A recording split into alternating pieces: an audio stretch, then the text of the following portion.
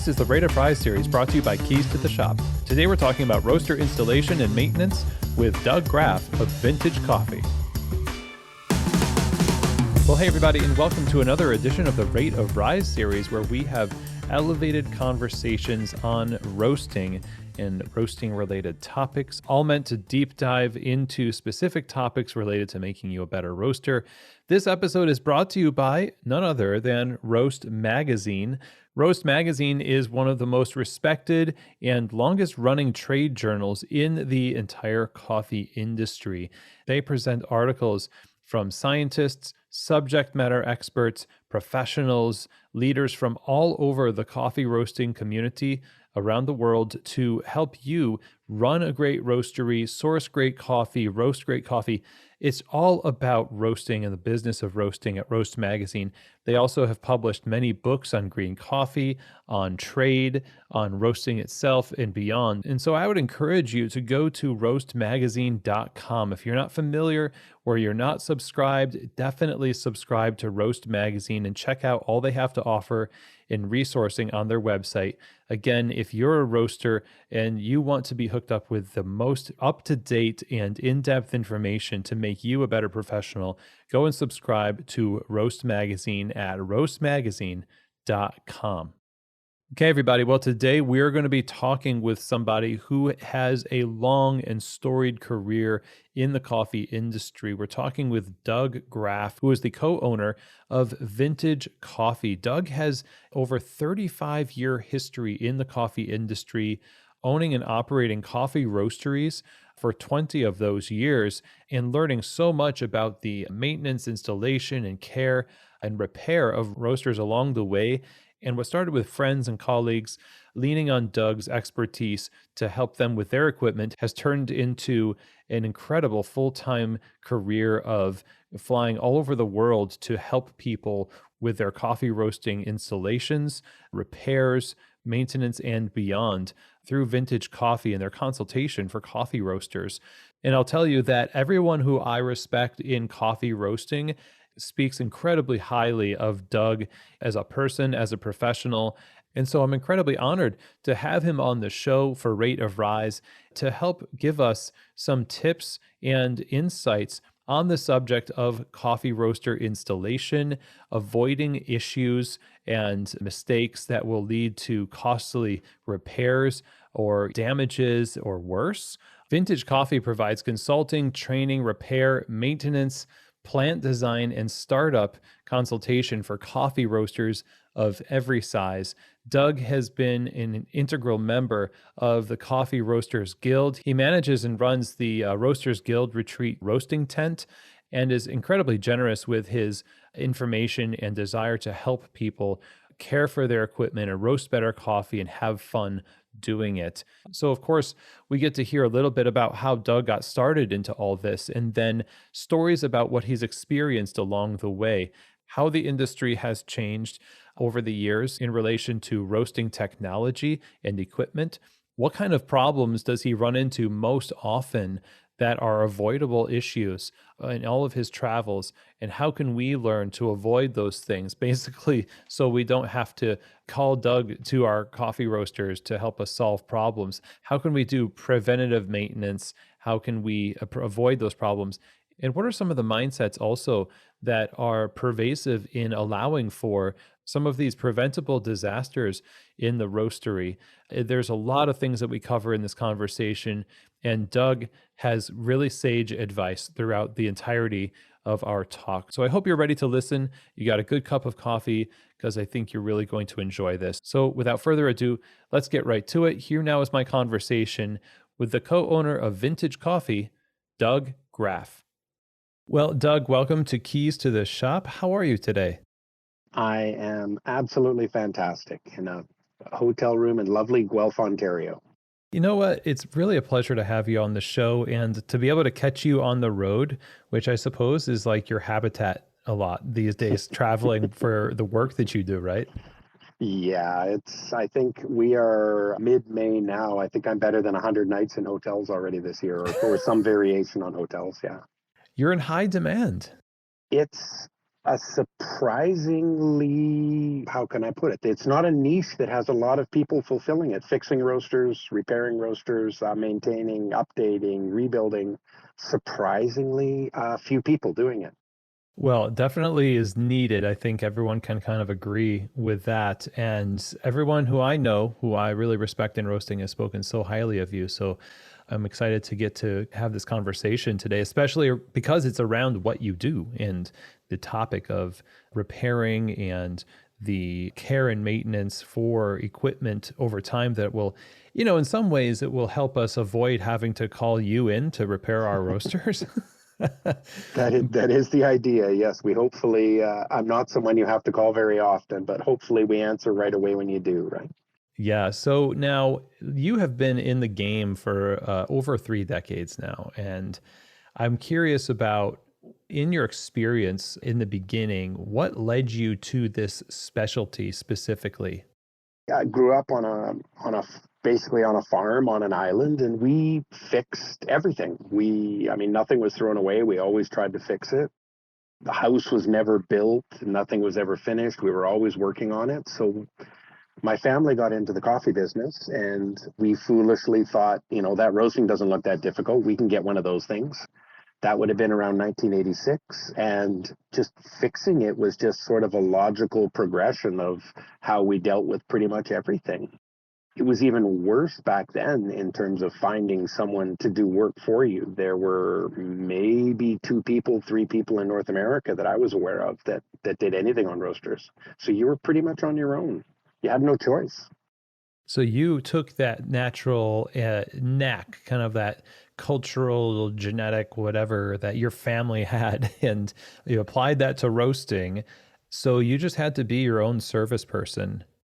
Yeah, and I mean roasters broken down into the individual components. Roasters are really quite simple.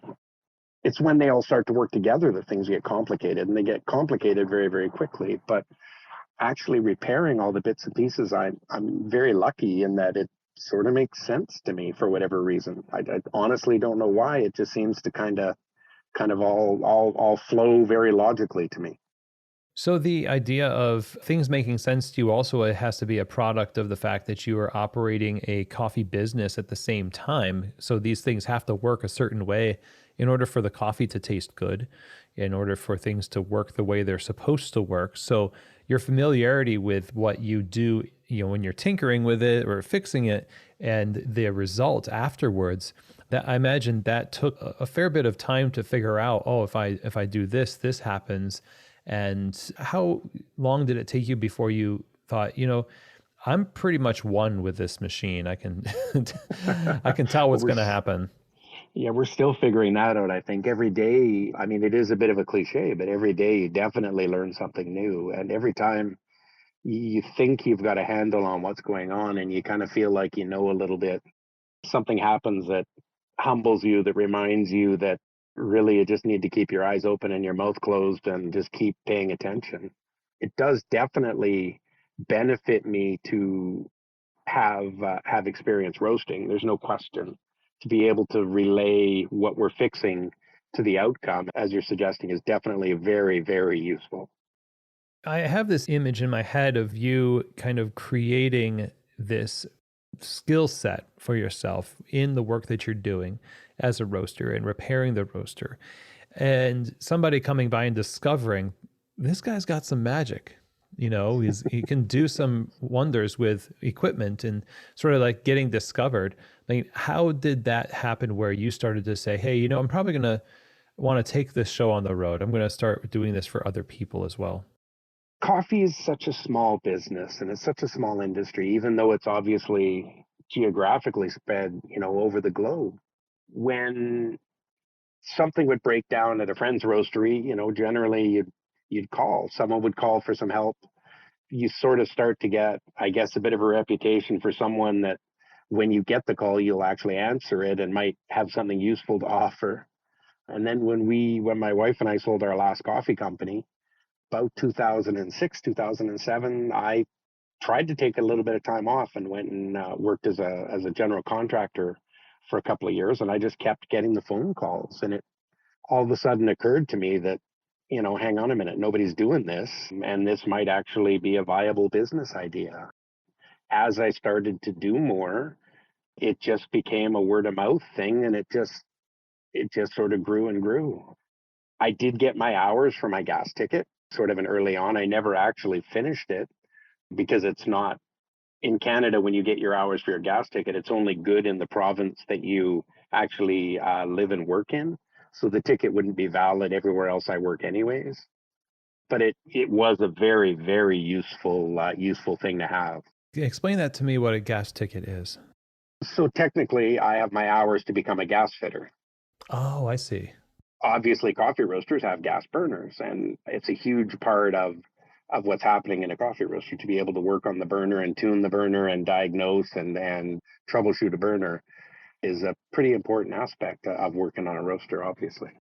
Okay, so this is something that you have to get that's also applicable to other fields, but it so Hmm. happens also that it, benefits with coffee roasting. So it's not just that you could learn specialty, have specialty training for coffee roasters and be able to do that. You need outside training in other areas also. Yeah, and obviously to work on coffee roasters, there is nowhere that you can go to get a ticket as a coffee roaster repair person. It's kind of a funny combination of mechanics and airflow and gas and machining and millwright and almost every trade you can imagine. Electrical, there's PLC, there's computer work. Most of the new roasters come with an aspect of computer technology involved, PLC technology. So it's a huge range of skills, of knowledge, of exposure to other fields on any given day, depending on what brand of roaster and what size of roaster that we might be working on. Now, you as a business owner for it was 20 years Mhm. when you decided to sell your last coffee business, but I imagine you worked on a variety of roasters during that time, the ones that were yours, that allowed you to have a broad base of knowledge as to what was available then. Is that the case, or did a lot of that range kind of come from tinkering with friends' roasters over those years also? Both. The difference between roasters, I mean, even 5 years ago, but 10 years ago, 15 years ago, and what's normal now is night and day. I mean, in the past, everything is very mechanical. What we're able to do now for a couple of $1,000s on the computer side, on the instrumentation side, would have been a $15,000, $20,000 upgrade to a roaster 10, 15 years ago. So I think in the past, in many senses, there were a lot more similarities between brands of roasters. As time has gone on, the computer aspect, that PLC aspect, the instrumentation, the speed control on roasters, much better control on gas burners, integration of computers into roasters like laptop computers, data logging, all that kind of stuff has really significantly changed what can be done with a roaster and what people expect to be able to do with their roaster on a day-to-day basis. Definitely seen that. And I'm curious about this kind of a two worlds happening where I'm sure the problems that you ran into as a repair person, along your career in the beginning are different today as a result of these technological upgrades to equipment. But then you also have people buying older equipment that is similar to stuff you worked on in the beginning. So it feels like this hybrid, like you might have Hmm. twice as many problems now instead of just new or better problems. Yeah, 100%. And I think I have been forced to learn some things that I didn't think I would have to learn. And I've been very, very lucky to have a network of trades that I've been able to utilize to both solve problems for me and to teach me the basics of what's going on so that I can, decide how much depth I need to learn about something. But the problems 100%. It can range from incredibly sort of detailed, granular computer issues to, a blown bearing to belts slipping off. So it gives them partially gives much more variety in what's going on, much more interesting to me from a work standpoint, much more variety. but it does make it a lot more challenging on any given day. You just never know what you're going to come up against. So when we look out there, the landscape of people who are doing the purchasing of new roasters versus buying older vintage roasters, retrofitting them with modern conveniences, in your experience, which one is, I don't want to say better, because I suppose you could do each one pretty well, but is there just going to inherently be a lot more maintenance and upkeep when you just buy the used retrofit versus the new? I think it's more the maintenance is always going to be part of, obviously, of owning a piece of equipment. I think part of the problem is that people think that if they buy a new machine, it's going to be maintenance free, so they don't consequently do anything. A lot of people are afraid of older equipment, and they may be missing out on a great opportunity because they think the opposite is going to be a never ending stream of rent is in their hands and phone calls to different trades emptying their bank account. There are some machines, and I mean, we don't need to name any brands, but there are some machines that are easier to maintain than others. There's no question.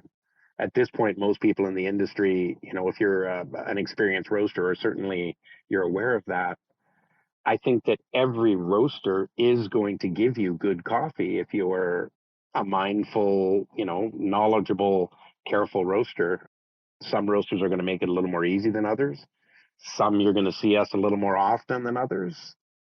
Like everything else in the world, you get what you pay for. But I think at the end of the day, there is no better or worse. They're just different. Okay, so the mindfulness and the responsible and approaching this from a best practices standpoint. It's easy to say, but it's like, Yes. how do you go about doing that? And maybe we could frame this as a question of saying, what are the most common ways that people don't do that? And what should you do instead in order to care for the equipment, install it and care for it so it has a great life and is used very well? I think the simplest way to do it is to view your roaster as two or three interconnected systems, and each system obviously needs to be dealt with differently. There's airflow, there's your burner, there's the electronics, and there's the mechanical systems as sort of four really broad ways of looking at it. Most people, there is no reason that you should not be taking care of the airflow on your roaster on a daily, weekly, monthly basis. And by that, I mean stripping everything down, cleaning it, making sure there's no buildup in your pipes, making sure there's no buildup in your fans. That is all mechanical work that any roaster should be not only capable of doing, but should be doing very regularly. You think daily? There are some aspects of it, chaff barrel, things like that. You should always be inspecting your roaster daily, keeping your eyes open, having a look at everything. Does something sound funny? Does something look funny? Are you seeing a little bit of smoke leaking out somewhere where you haven't seen it before? Does one of the belts or one of your chains or one of your pulleys looks like it's wobbling? I think most roasters underestimate the knowledge they have of their machine. If you're roasting on a machine day in, day out, chances are that you're going to notice something. By the time you get to calling me, you'll probably be saying to yourself, oh, I knew something was going on with Mm. that fan. It's been making a funny noise for ages, or that squeak that just didn't seem to go away. 99 times out of 100, people will tell me, I kind of thought this might be an issue. They don't get in there and check it out. That's fine, but they should be taking the next step at that point. But they'll say they're not an expert. I'm not an expert, so I Yep, think it's probably just me. yep. But I would suggest no, it's not just you, or it is just you, and you're probably right. Make a call. Yes, it is you, but call someone, talk to your welder, talk to your friend who's a fabricator, talk to your friend who's a gas guy or an electrician. And, hey, do you know anybody that does work on motors? Do you know anybody? I'm hearing this funny noise coming out of here. You got to start at the start somewhere, investigate a little bit more deeply. Most of us on the consulting side are reachable in some way, shape, or form, whether it's through Instagram or email or websites or whatever. I get lots of messages from people on Instagram saying, is it okay if, we give you a call? We'd like to talk about getting this done to our machine, or we'd like to talk about that. I would rather hear from someone When a problem is small, then someone phoning me saying, holy cow, my machine just died, can you come here now? Much different conversation.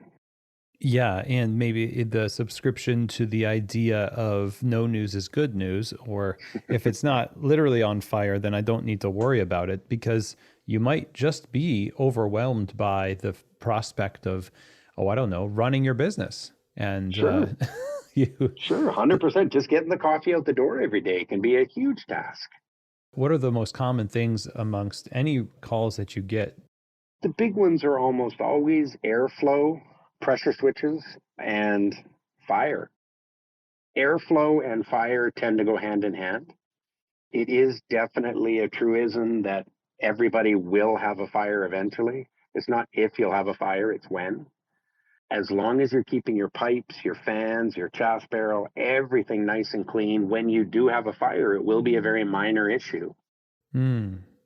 The airflow, though, leads to huge issues on a roaster, and they lead to a variety of issues with a wide variety of symptoms on what's going wrong.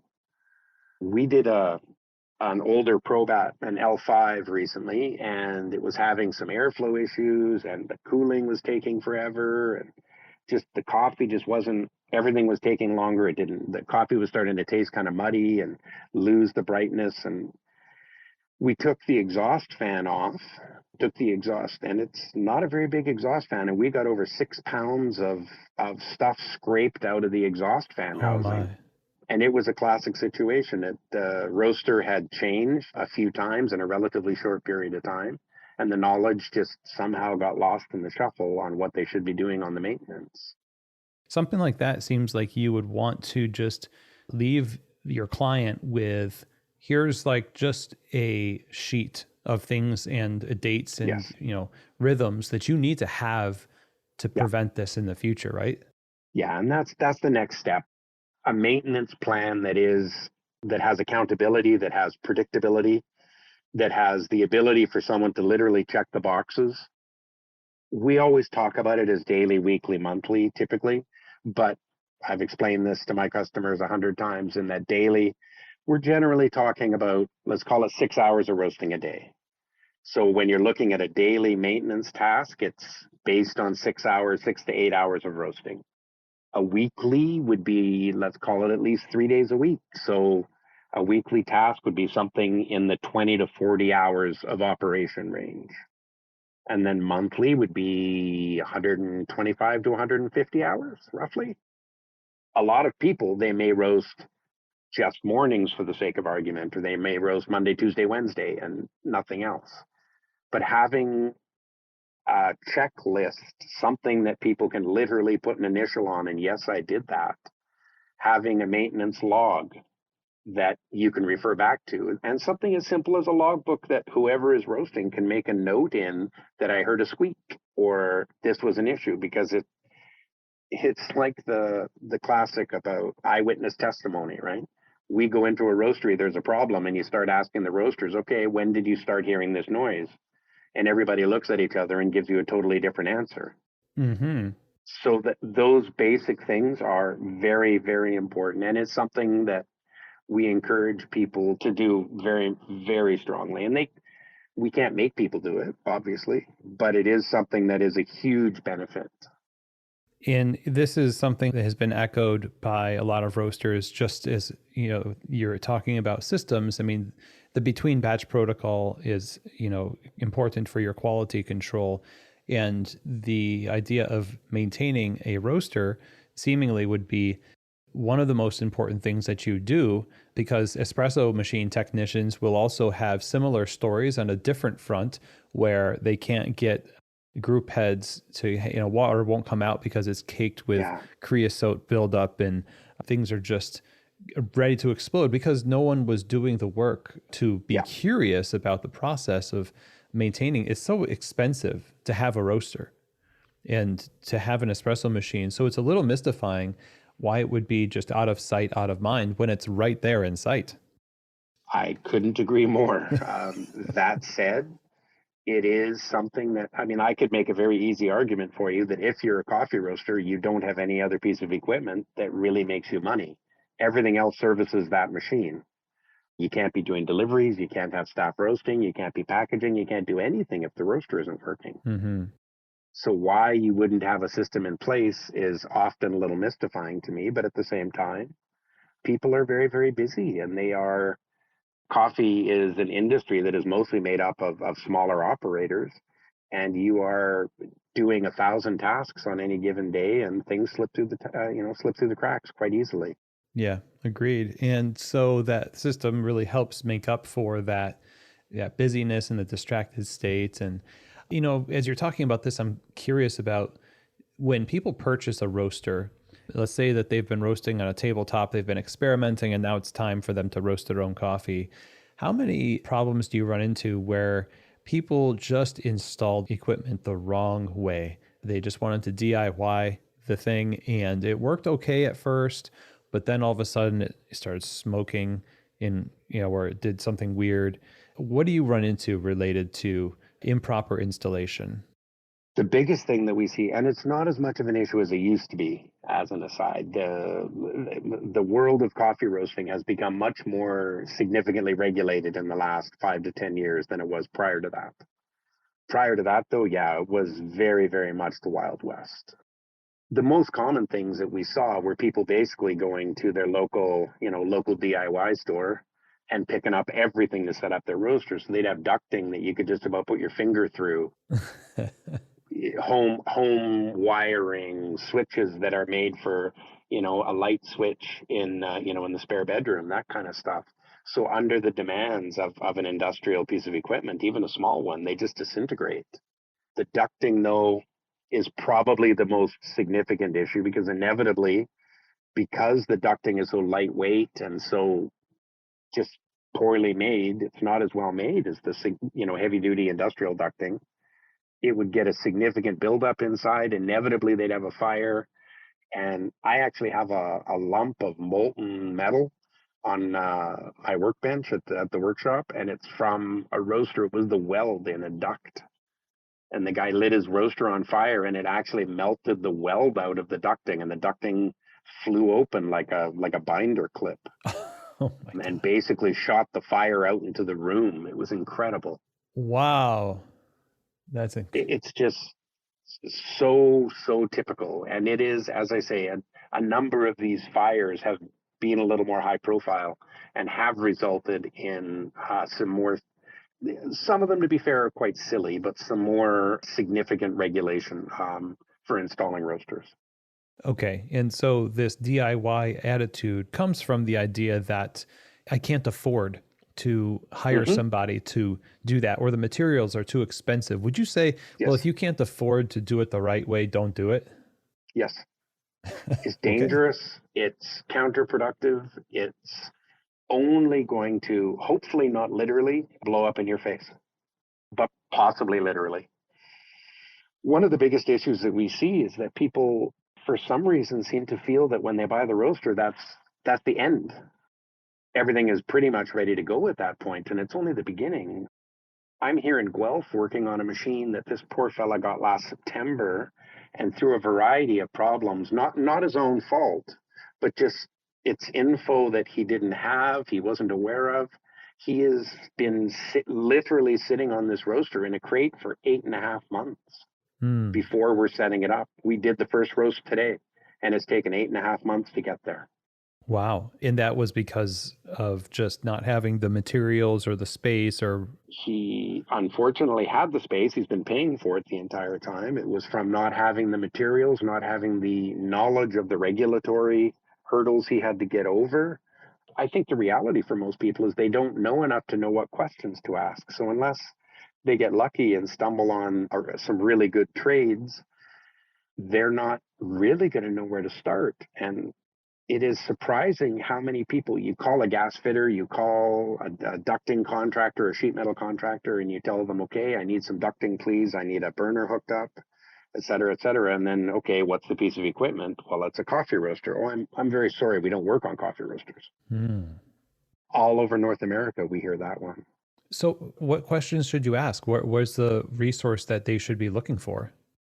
The first place that they should ask is wherever they bought their roaster from.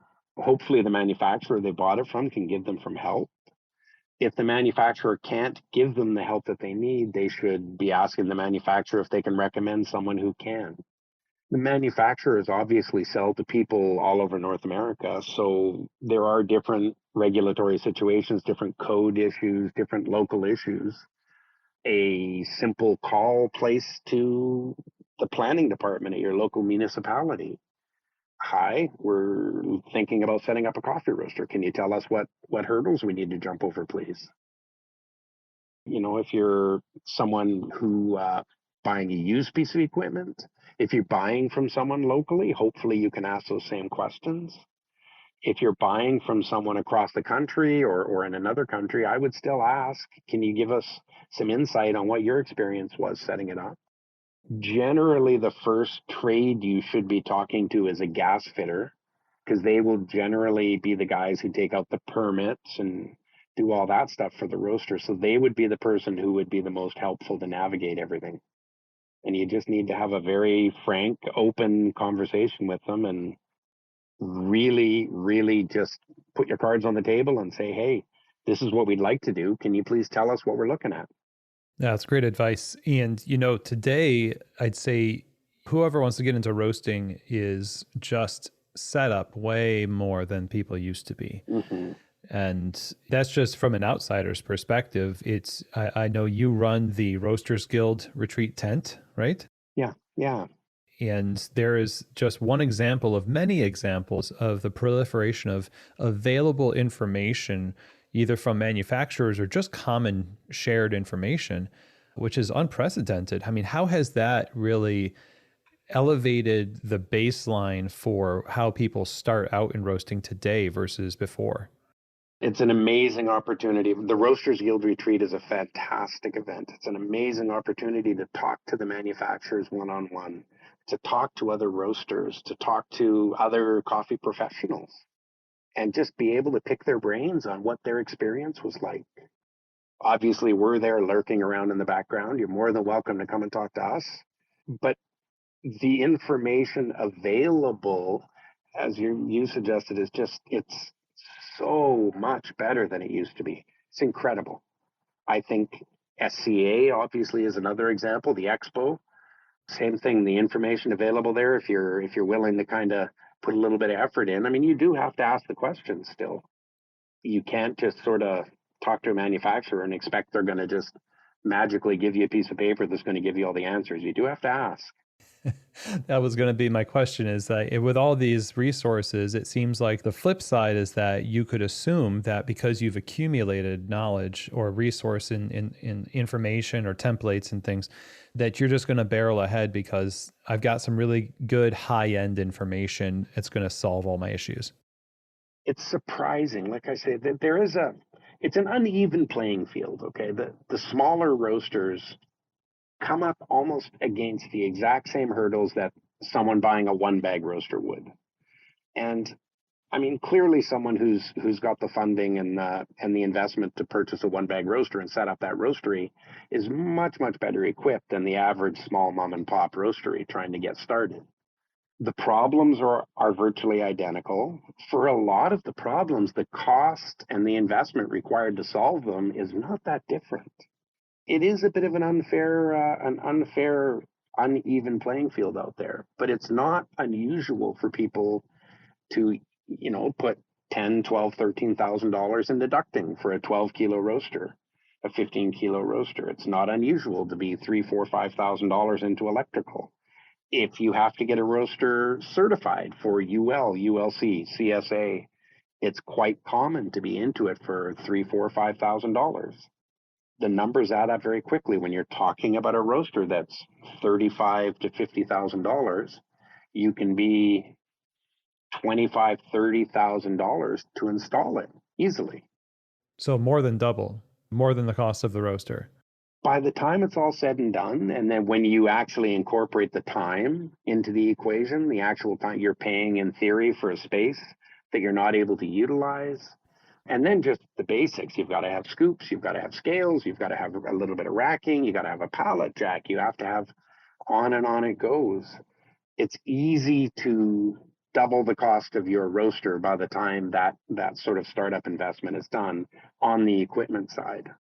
And that would lead to, if you hadn't done that forecasting, you would just say, well, we've got the roaster. Now we're going to go to the hardware store and get that stuff. Yeah, Or, yeah. somebody that I know has been roasting. Maybe it's the guy you bought the roaster from. And they say, well, I've been roasting on this thing for 15 years, never had a fire. I use this ductwork, never was a problem for me. And you say, well, look at that. That anecdotal evidence is good enough for me. I'm just going to go with it. So if that preparation prevents you from making a rash decision, I mean, yeah, I guess we just have to slow down a little bit to consider all that.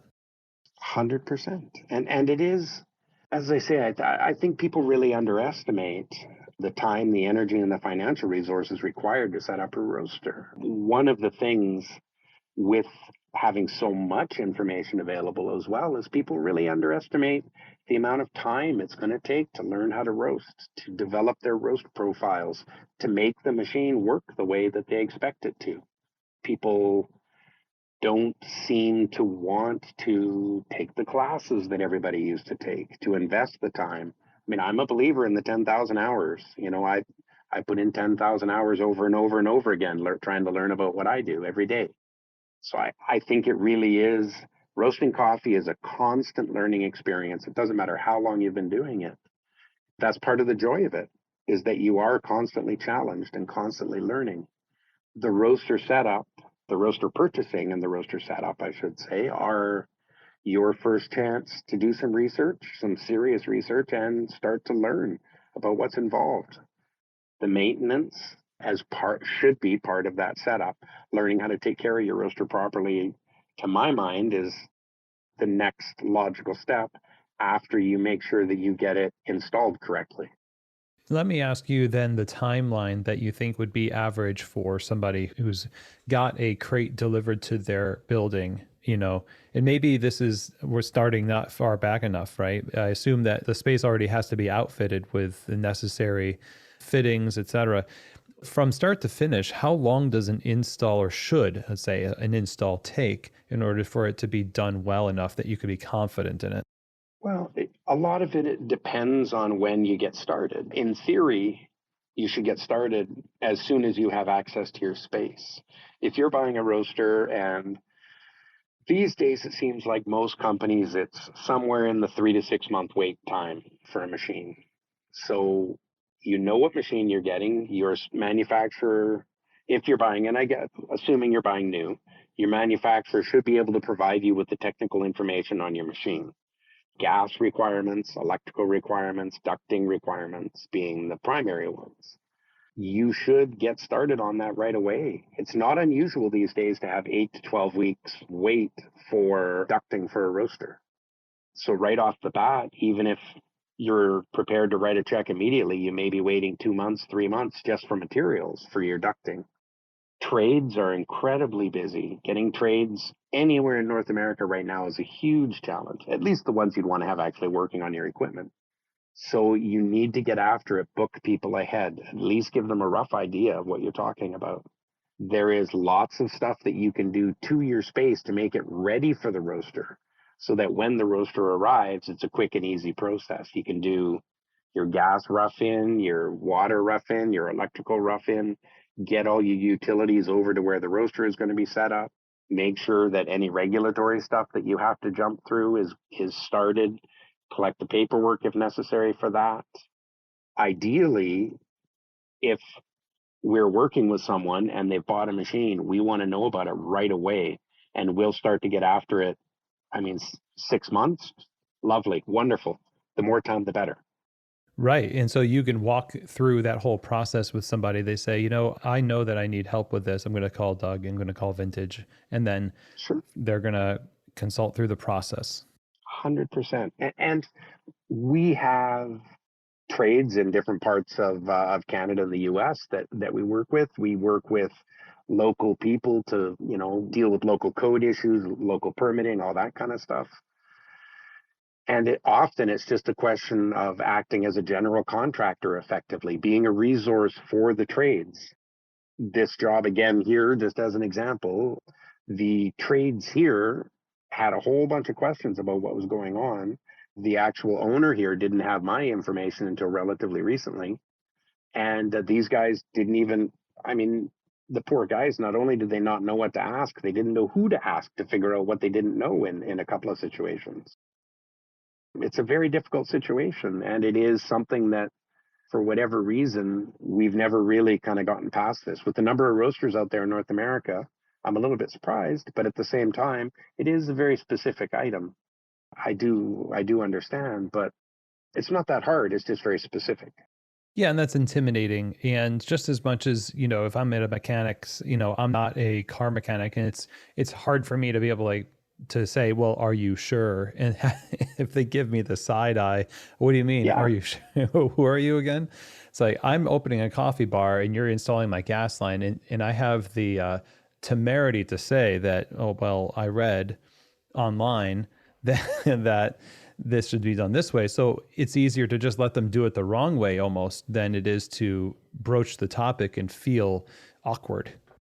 Sure. And a lot of trades, if they're not super well versed in what they're doing, will just say, okay, whatever, people will say this is what the manufacturer told me, or this is what I've read online, this is what my friend told me we had to do, who set up a roaster in 1976, or it often works out that way. This is what the local old dude said down at that coffee shop down the road.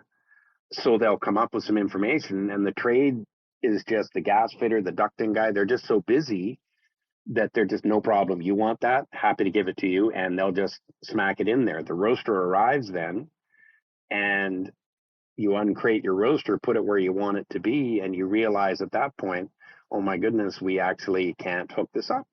Now we have to take 3 steps backwards, pay for it all, half of the job to be redone, and, hope that the trade will come back. You're kind of starting from scratch half the time. It's very complex. And so Hmm. it feels like it is not so much something you enter into lightly. It seems like you should be budgeting well over a year of time to, if you say, well, think we should start roasting coffee. I mean, at that point, you should probably just plan on, how long a little bit after a year or so. Hmm. I've been saying all this as well, Chris, and I just want to say it's not that hard. It's just like everything else. You would never open up a bakery without carefully planning what type of ovens you're going to buy, what your inventory is going to be, all the rest of it. You'd never open up a restaurant without knowing how to start up a kitchen properly. You wouldn't open up a mechanic shop without, knowing how to fix cars. Roasting is no different. It is a specific set of knowledge that you can acquire if you put a bit of effort in. There are many people out there that are able to help you. And it's just a question of putting in the time and putting in the effort. I mean, the biggest thing, as always in business, that I think people kind of fall down on is, to your point, though, the planning. Plan it, give yourself the time to do it correctly. Don't be rushed. Don't make decisions without knowing the ramifications of those decisions.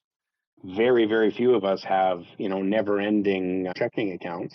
So you can't just pay for everything 3 or 4 times to make it work. We have come across many situations where someone has bought a roaster, they bought a used machine, we're going to pick it up next week. How soon can you be here to put it in? Oh, right.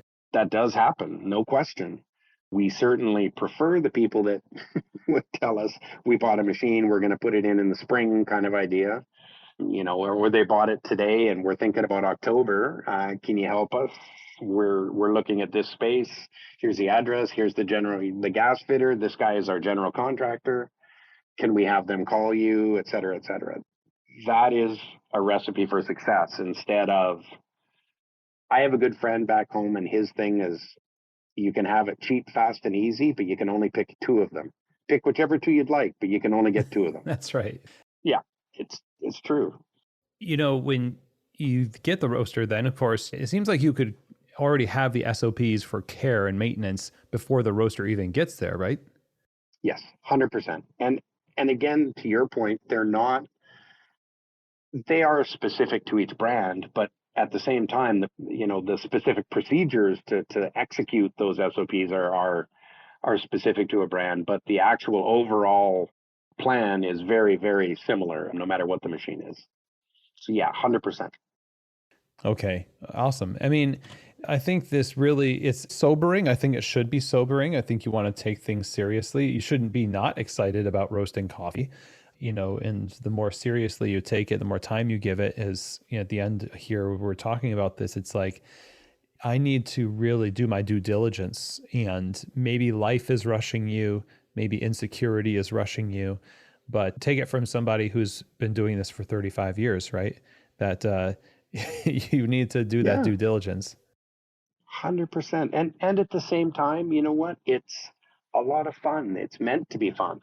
It's hard work, but it's meant to be fun. And if you have decided you'd like to roast coffee, have a good time with it. Buy the machine that you love. Go out there and go to something like the Roasters Guild Retreat.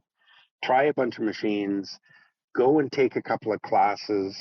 Do your planning. Get your ducks in a row and do it and enjoy it. And it's roasting coffee is magic. After 35 years for me, almost 40 years, it's still I love every time I step up in front of a roaster. Every time I start up a new roaster for someone, and the smiles on their faces, it's an absolutely wonderful feeling. I really do enjoy what I do. I'm very, very lucky. Just set yourself up for success, I guess is the takeaway, hopefully. I really appreciate your insight. And over the years of your experience, I think we definitely feel honored to hear your wisdom that's been accumulated all over all these years. And so thank you for being here, Doug. And how can people reach out and find more information about what you do at Vintage? Well, thank you very much for having me, for inviting me. The simplest way to get a hold of me is just to search my name, just Doug Graf, Graf, on Instagram. We have a web page, but it's really just a splash page. My email is doug@vintagecoffee.ca, and just you're more than welcome to follow along and keep up with the with our wacky adventures. We're almost these days we're almost constantly on the road. It's a lot of fun. We get to meet some amazing people, go to some really interesting places, and hopefully make people's problems go away. Awesome. Well, thanks for all you do and helping people have fun roasting coffee safely and well. And again, thanks for being on the show, Doug. Well, thank you very much. Okay, everybody. Well, I hope that you enjoyed that conversation with Doug Graff. Certainly was eye opening and really hammers home the point that we need to invest a lot of time and, yes, money in the right places in order for this dream of coffee roasting and sustainable business that's not going to be predisposed to needless emergencies. It takes a lot of mindfulness, a lot of due diligence. And yes, that discipline that you put in up front leads to more fun later on. It's not fun to have a fire. It's not fun to have a machine break down. And like Doug so aptly pointed out, I mean, at the heart of your business, if you're a coffee roaster and you have a retail space, I mean, the hub of your whole business, that is the roaster. And so as you listen today, I think just take these things to heart. This is coming from Doug's 35-year experience in the coffee industry. So his advice comes, I think, with a lot of weight and wisdom. And so a huge thank you to Doug Graff for joining us on the show. You can also follow Doug on Instagram over at Doug_Graff. And you can also email directly doug@vintagecoffee.ca. And so if you have any questions, feedback, or comments for me about today's episode of Rate of Rise or any episode of Keys to the Shop, feel free, email me, chris@keystotheshop.com. You can also hit me up on Instagram by sending a direct message. And if you're not following Keys to the Shop on Instagram, I would recommend it, just at Keys to the Shop. Very simple. Don't forget to share these episodes with your friends and with your team. And if you love what Keys to the Shop does with these interviews, with the topics we cover, leave a 5-star rating or review on Apple Podcasts or on Spotify. That would be wonderful. That's it for today, everybody. Don't forget to subscribe to Roast Magazine. Wonderful resource there. Have an amazing day. And as always, I hope that this episode has truly given you keys to the shop.